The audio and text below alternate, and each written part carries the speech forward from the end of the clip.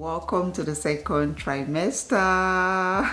Hi ladies, welcome back to my channel. My name is Nosa. If you're new here, we talk about all things fertility for women trying to conceive and pregnant moms. So in today's video, we want to go through, or I want to take you through a checklist of some things you should be doing in your second trimester. You have gone through your first trimester. Congratulations. I'm sure it was a lot, but this is the season where you start feeling more like yourself, where you feel good, where you have a lot more energy. So there are some things that you should actually be doing in this or during this period to ensure that things continue to go smoothly for you and your baby, and of course to have a smooth delivery. So in this video we're going to go through that checklist, and hopefully you are already doing them. If you are not, then I hope that you find this information helpful.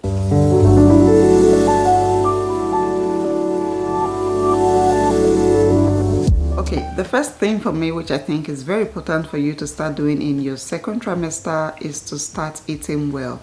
I can guess that you had a very rough first trimester. You probably suffered from morning sickness and was constantly nauseous and vomiting, lost your appetite, you were too sick to eat or keep anything down. Maybe even lost a lot of weight, okay? But now that the first trimester and morning sickness is fading away, the second trimester, you should have some appetite, you should even have some cravings.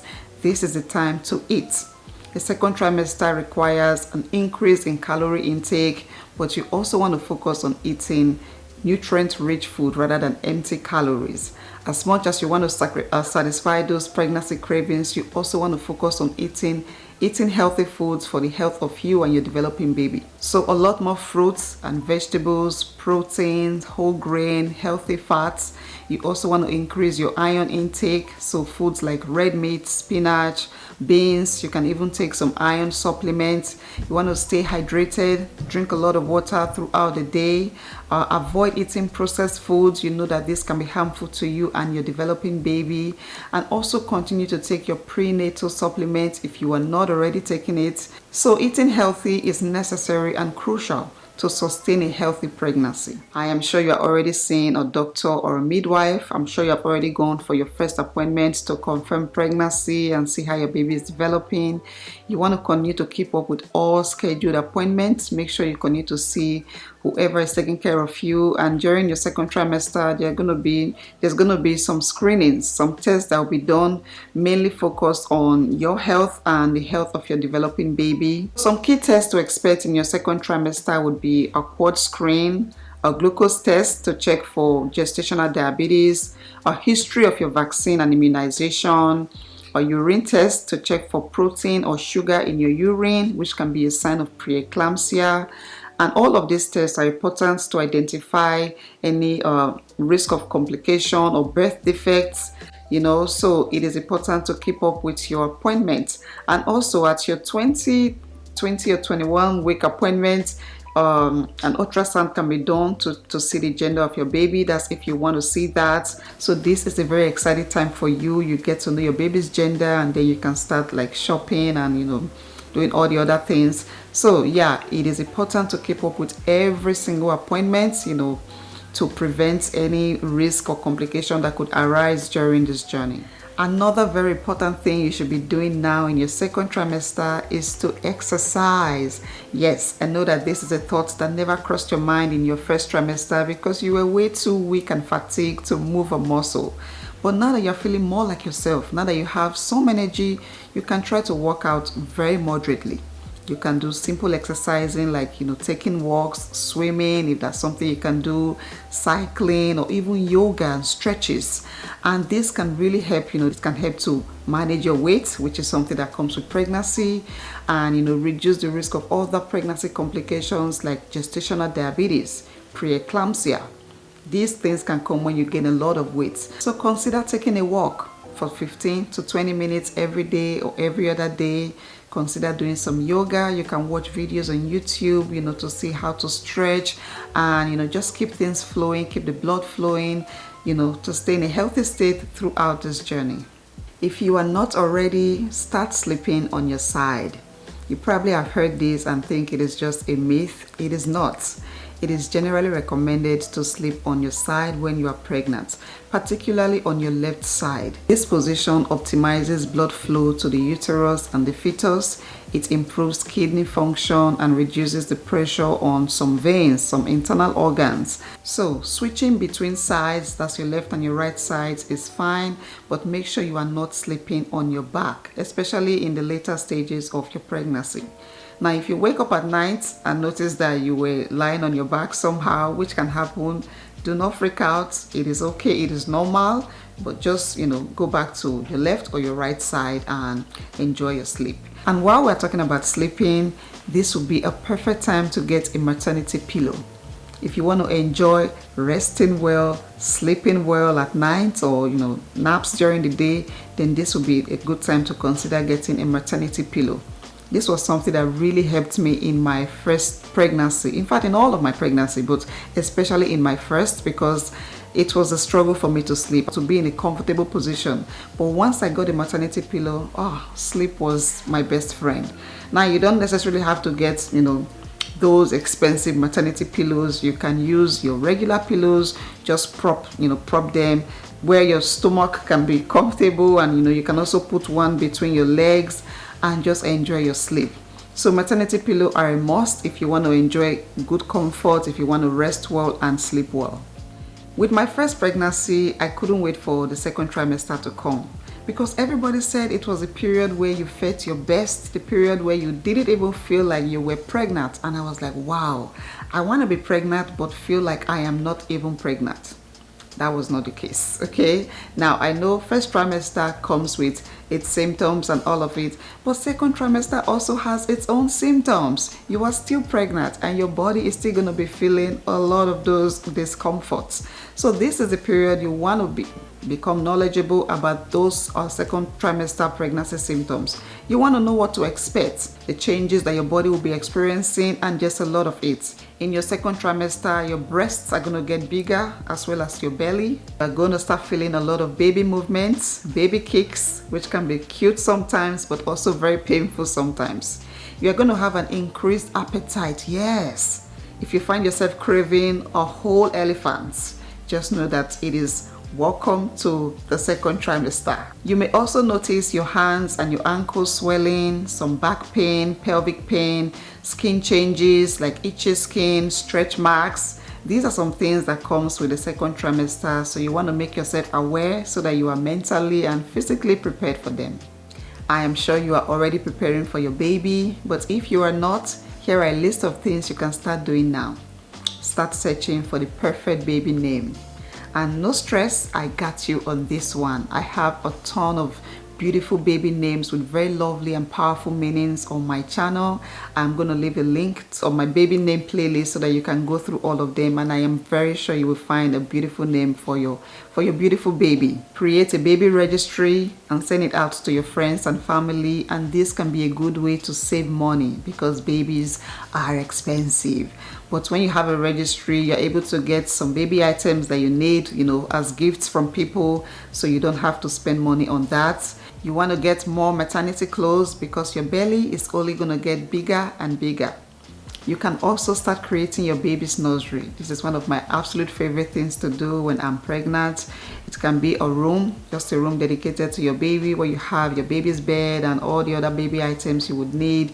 And you can be very imaginative and creative. If you're having a girl, you can have like a rainbow theme, a flower or flora theme. If you're having a boy, you can just have like an animal theme, football, stuff like that. Put some pictures and just be creative with your colors and everything. You can watch YouTube videos to get ideas. You can also do a very simple bedside nursery, where your baby is going to be, have a bed and some other supplies that you will need, for your little one. So this is a fun project to do. I remember doing this with my husband with our first baby. Oh my God, it was so much fun. I watched a ton of videos on YouTube, to get the ideas, and this is one of the fun times, okay? And it is not too early or too late to start doing it now.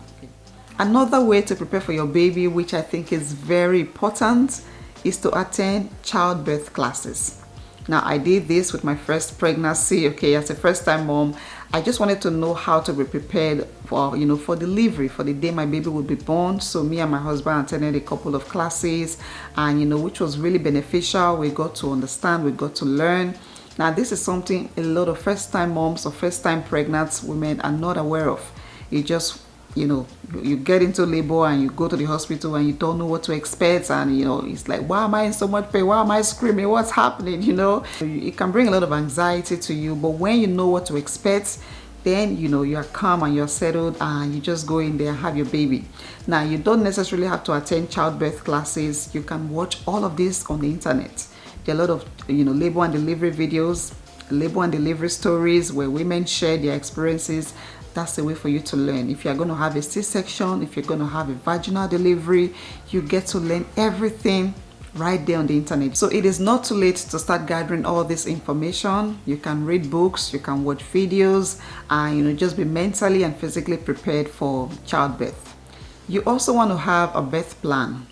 A birth plan is a document that lets your medical team know your labor and delivery preferences in regards to pain management, postpartum care, and even newborn procedures. You want to let your doctors, your midwives, whoever is taking care of you, to be aware of how you want things to be.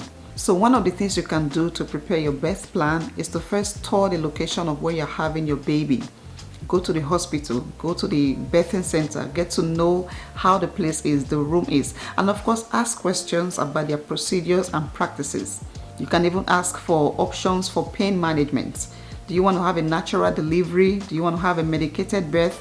What kind of medications would you like to have? You don't want to be in level 10 of your pain and start asking for Tylenol or whatever. If you want to be in a tub of water, to just help to ease the pain. If you want to hold on to something like a comb or a stone. If you want music and lights in the room. And of course, you can ask about what you are allowed to bring with you, or who you are allowed to bring into the labor room with you, and also what the hospital do not accommodate. With my first pregnancy, my first labor and delivery, I had my husband, my mom, and my mother-in-law right there in the delivery room, and it was one of the most beautiful experiences of my life. So having these conversations with your medical team, asking questions, can help you know how to create your birth plan and also be prepared for your delivery day. You don't want to be in a situation where on that day of delivery, you find out that they don't have this equipment, they don't allow this, you can't bring this, and you find yourself, in a very difficult position.